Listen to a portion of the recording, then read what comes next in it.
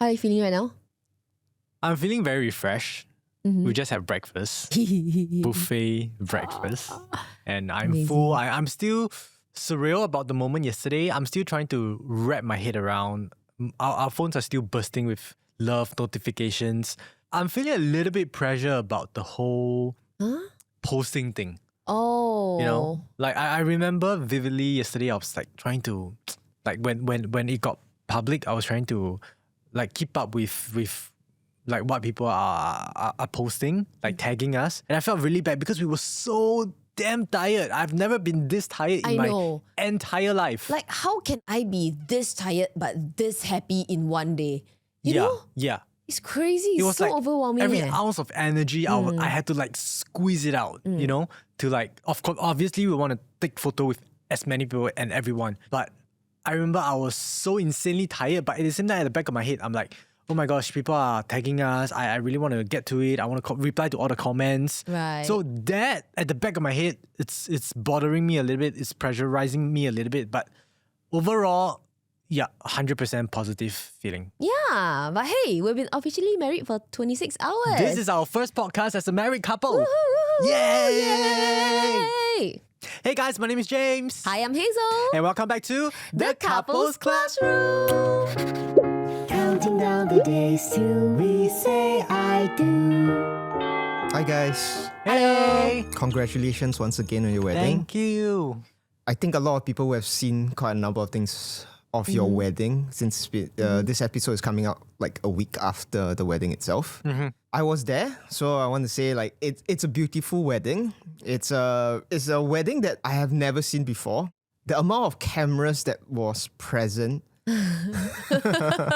was insane. So like that was an eye-opening experience for me. Yeah. How was everything else? Did you enjoy it? I enjoyed it, but I realized that you two are very different people from what I am. Yeah. It's like your wedding is very enjoyable as a participant, but I cannot imagine being in your shoes. I remember when I walked in, my first march in and my solemn march in, I felt like I was doing a live stream. Is it? Like those China live stream with like 99 cameras pointing at you. And like I had like 5 steps of walkway, and then it's just like surrounded by cameras. Yeah, but still the moment, wow, just got me in my crying zone. Yeah. And I just cannot help. It's a feeling that you cannot help but you felt it. And then like, I just like started crying. Yeah, and I saw some of my friends tearing up, and when I see them tear up, I want to tear up. That's your cue to tear up. I remember walking down the aisle, and then Dennison was at the very first table right next to the door. And I saw him, I saw Heidi, I saw Really? Aichi, I saw his cute daughter. Yeah. Oh, that was so nice though. That was so nice. Yeah, but we're happy you enjoyed it. Let's delve a little bit into post-wedding blues. Have you guys heard of it? Post-wedding blues. No Yeah. blues we are very red very pink and happy right now. Rainbow, bro. Rainbow. No blues at all. What do you mean by post-wedding blues? So research has indicated that approximately 40 to 50% of newlyweds will experience some sort of post-wedding depressive symptoms or emotional deflation immediately following the wedding. So this is also known as the post-wedding blues or dopamine crash. It's a chemical response to a sudden end of like prolonged stress and high anticipation. It becomes very disorienting to people because there's nothing to look forward to anymore. Now, I see where you're coming from. It's like always how they say post-concert blues, right? After this concert you're so looking forward to has finished, you feel like there's nothing to look forward to anymore. Or like post-holiday blues. Well, I think we roughly talked about this because we have been spending so much time, energy, money into planning this whole thing. Like literally every day for the past 6 months, was about the wedding.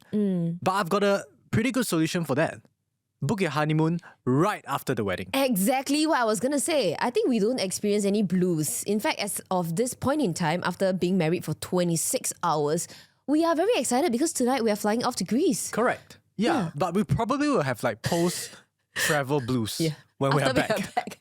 Like a double one. Yeah, check in with you back then. Yeah, because I feel like the reason why we are doing that is because we don't want to be going back to work. Yep. Like one day after the wedding. I think that is probably why people get that blue symptoms. But because we are just traveling to our honeymoon, our holiday has not ended yet. Yeah. But if you're speaking specifically about how we feel after the wedding and if we feel like, oh man, there's now nothing to look forward to, I actually don't really think that we'll feel this way. In fact, I'm kind of thankful that it's over. I mean, don't get me wrong. I really enjoyed soaking ourselves in all the love, that people have come forward to give us. Yep. But at the same time, I also feel like, wow, finally, in our private lives, Yes. behind closed doors, Yes. James and me, our conversations can steer towards something else other than the wedding.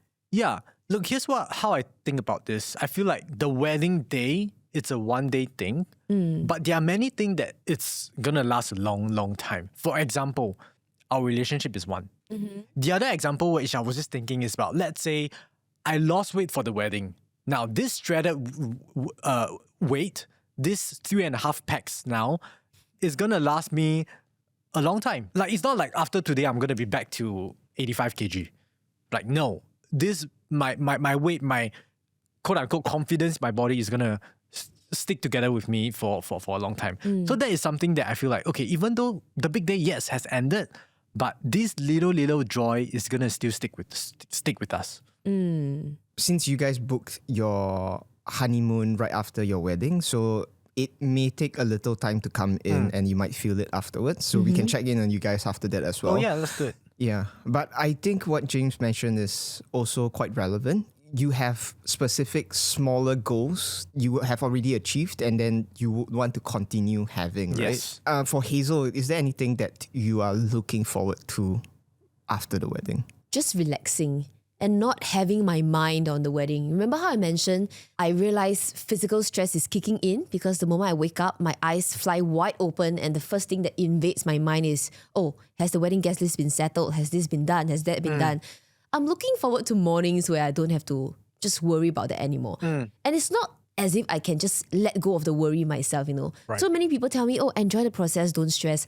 I know it in theory, but in practical, sometimes it's a bit hard to achieve. But now that the wedding is over, Yep. I really can let go of everything now. Yeah. I look forward to that a lot. Yeah. Well, for me, I would like to say that, and I'm saying this in a very fortunate position because the wedding isn't the only thing we're excited about in life. Even though we are done with this, we are still very excited as a couple to go back to our normal lives, to achieve our next goal, to get back to our work.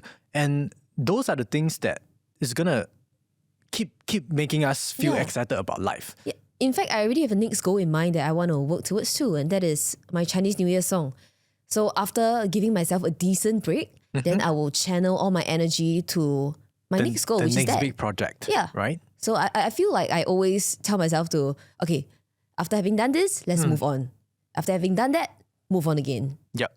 Actually, that's a very good idea. Like, the research itself has also shown that when you have another long-term goal in mind, you will be able to make that drop in emotional highs a little more gradual because you can place your attention on another task at hand.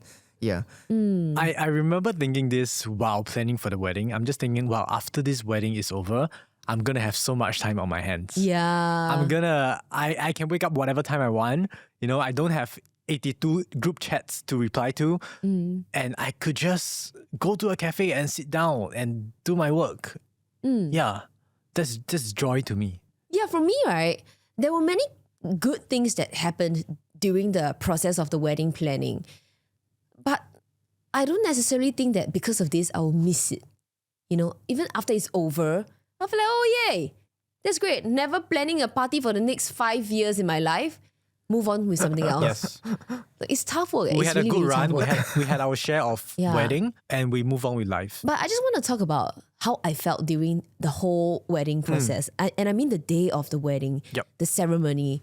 So many things I feel like will be core memory in my mind forever. Number one, the gatherings with our family, bridesmaid, groomsmen, before and after the wedding. They will all come to this very suite that we are in right now. We'll sit down, drink, play card, talk for hours. Yep. That's something that I love. Yes. Yeah. I 100% agree. I think apart from the wedding itself, It's more of the relationship that we've forged while planning for the wedding that is going to last a long time. Our family members, we are all tighter now because we all come together to plan this whole thing. And I love the adrenaline I felt during the wedding. You know, the fact that our wedding planner Peggy is like, come, you have no more time. 2 more minutes. Okay, 15 minutes to cut your hair. And then the countdown happens. 10 minutes left, 5 minutes, 3 minutes. Change, you need to go. You know, it's a lot of the adrenaline rush that I felt I can always do that day. to you at home. Yeah, I can always say, hey, you have 1 minute, let's go. Not the same. Nobody's waiting for me except for you. True. Yeah, so I feel like these little joys will stay with me forever. What's one thing about or 3 things about the wedding that you remember forever? First one, like I said, I think the relationship between our both family, like the breakfast today, it's such a nice thing. A nice morning. That we can wake up and have breakfast with our family and bridesmaids and groomsmen. It's more like it's hard to get everybody in the same room at the same time. Yeah. Unless you have a big celebration. And we had that, you know. Even the documentations. Yeah. The hey 我们结婚了, you know, the videos that we put out online. To us, it's a memory, like I said in our previous podcast, it's a memory dividend that we are able to collect the returns of for the rest of our lives. One last thing? You. Oh. Of course, you know, after today, even though we have been like together for a while, we've been staying together, but now I can finally introduce to other people, hey, you know, I'm married and this is my wife. I really love how it turns our wedding into like kind of show kind of thing. Yeah. It's I quite exactly what we enjoyed that. wanted. Yeah. Exactly what we wanted it We to be. were hesitating so hard about whether we should dance our way in the second march in, remember? Oh my gosh. Yeah, We and had one... Two practices. Maybe some of you guys might not know this, okay? But because of the MediaCorp Hey 我们结婚了 show we are filming, so we actually planned to walk down to a couple of different songs, right? But they all got rejected when it comes to copyright. So at the very end, only 24K Magic by Bruno Mars got approved, and then it was 1 week till the wedding. So we only had like 2 practices. Yeah. 3 days before the wedding or something like that. And Yeah. James was so worried because he's not a dancer. So he was worried that he wouldn't be able to get the moves right. Yes. And he devised this thing that he felt was very funny. Can you please do me justice and tell everybody? So he told me, baby, you know what? It'd be very funny if I fall on stage. Then everyone will be like, oh! And then I get up and then I continue dancing. I and thought then it'd be damn everyone bloody cool, will you know? know that I fell on purpose and I will look so handsome. But you know what? All our friends and family were so sweet. They cut out part that James fell because they thought he fell down by accident. And then they're like, oh, no, we're not going to put up the part that James fell by I accident. practiced so hard to fall. I know! Just for people to edit it out. That's a core memory. Yeah, because when you fall, you need to fall in the correct timing. Yeah. You know, so I kept practicing, fall at this part. And then people thought I really fell.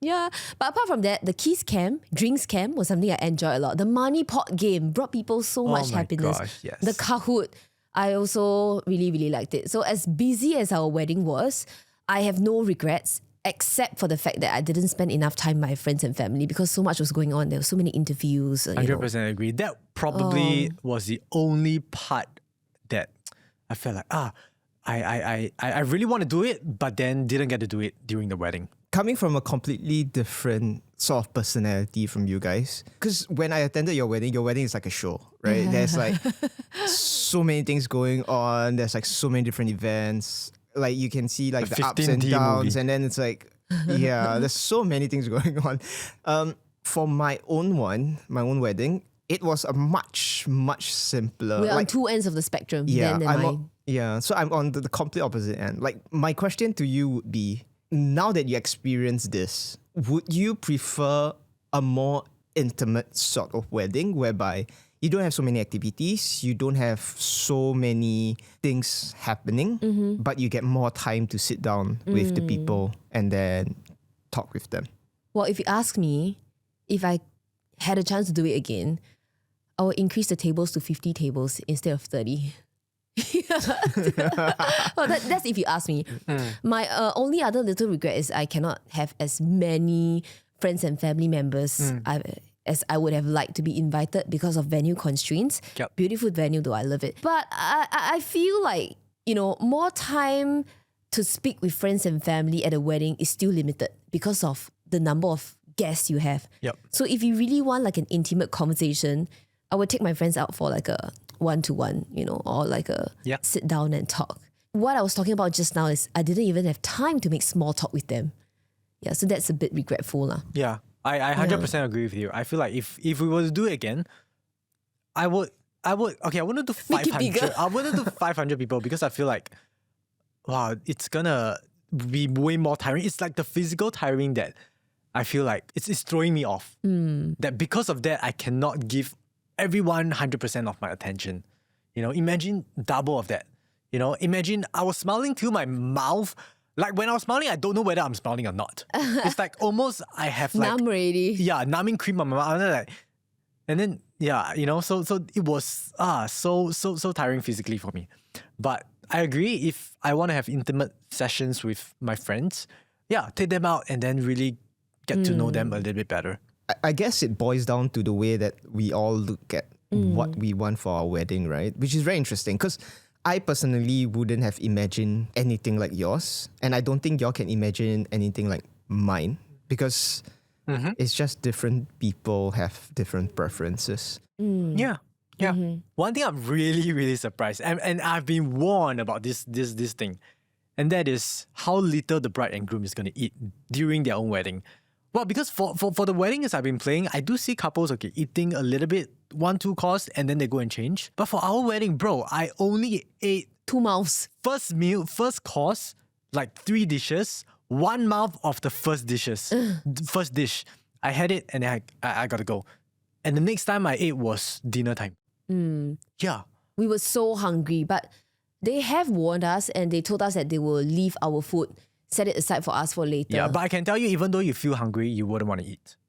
Because it's just so many things going on and you rather spend the time making sure like, oh, the speech is okay, the vows are okay, than like trying to eat. Especially for your wedding, I think the amount of time that you have to eat is pretty much nil. Like I've never seen a couple host so much of their own wedding, even with a professional host hosting the rest of your wedding. Like the amount of programs you guys have and like the drinks camp that you guys were on stage for, the live stream of like your wedding venue and everything. Yeah, wow. Yeah. Like it's like I'm surprised that you even have a bite to eat. Well, just imagine this. Every time we're on stage is the time we're supposed to be off stage.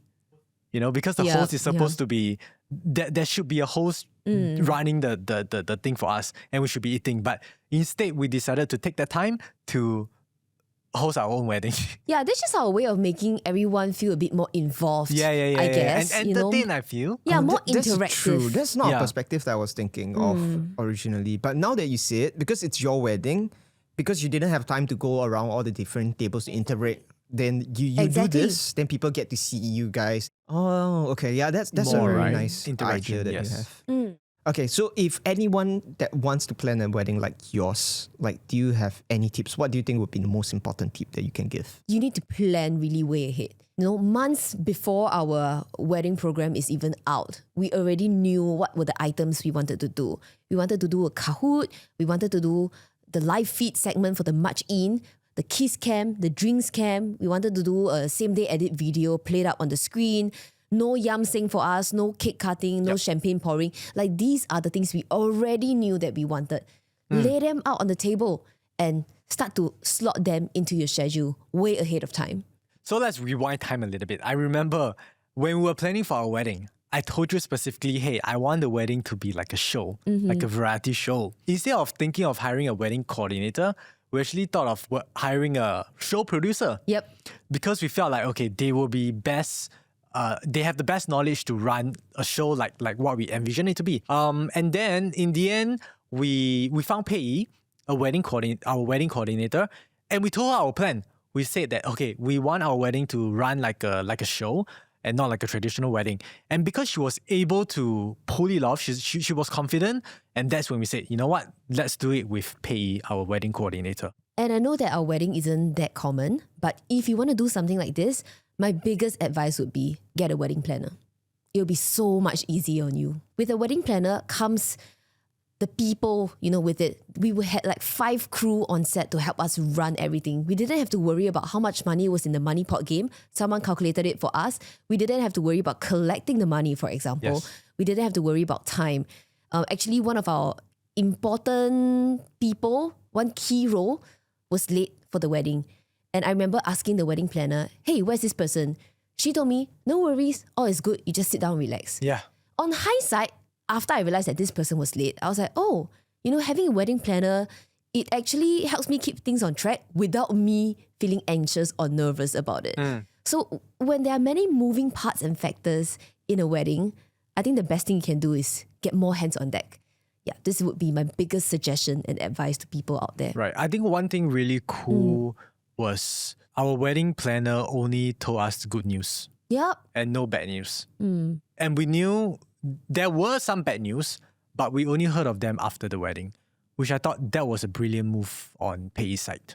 Most weddings would have like their friends and their bridal party to be the wedding IC or wedding in charge. But most people are not trained for this kind of thing. Like the advice that people will give is also like, oh yeah, don't tell the couple the bad news and everything. But for weddings, I think most things will screw up. And that's where the person in charge plays such a big role. If it's your friends, it becomes very tough on them because most people are not trained for it. If things happen, like you need them to react on the spot or like you don't want to tell them. Yeah. Like if it's me, I will totally tell the bride, like, hey, this person is late. Sorry, do you want to do this first or that first? You know what I mean? Yeah. But I think this is a very good learning point for people that are going to be brothers and sisters for like people's wedding. Don't tell the bride. I think that's make that if you have to take the decisions, you can take the decisions. With that, we are so excited to go on our honeymoon. We still have lots of content to be posted, by the way. So feel free to follow us on our journey. At James and Hazel on Instagram and on TikTok. We'll see you guys on the next episode of The Couples Classroom. Bye!